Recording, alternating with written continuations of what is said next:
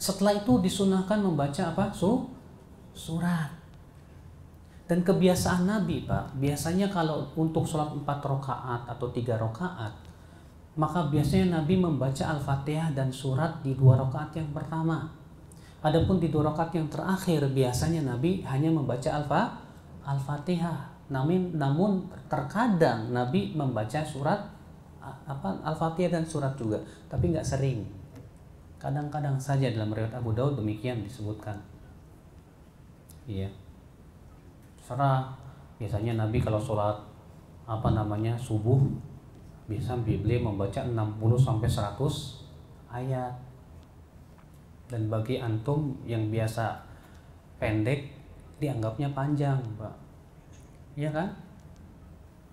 Antum kalau sholat subuh baca surat apa? Qul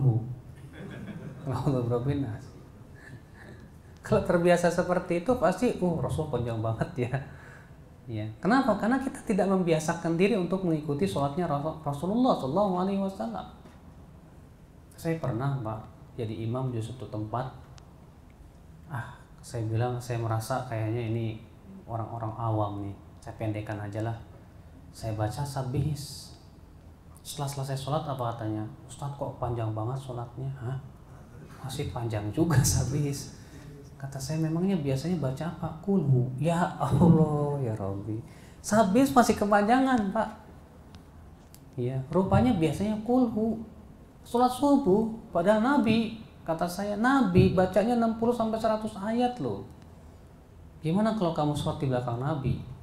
Mungkin kamu akan bilang, Nabi ini kok ekstrim sekali ya. Ya, panjang banget. Enggak, itu yang bagus memang. Ya.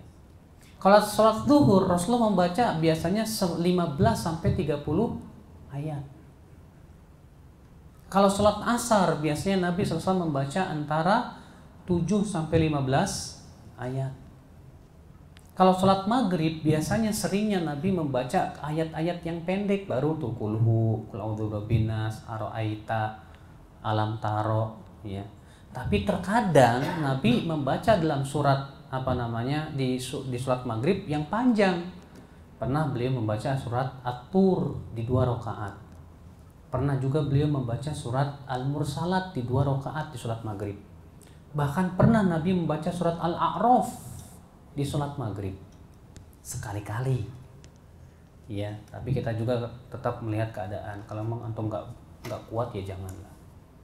Adapun sholat Isya, Nabi SAW seringnya membaca surat itu yang Ausatul Mufassal seperti Sabbihis, Wassama'i Wattariq, ya, Wasyamsi Wadduhaha.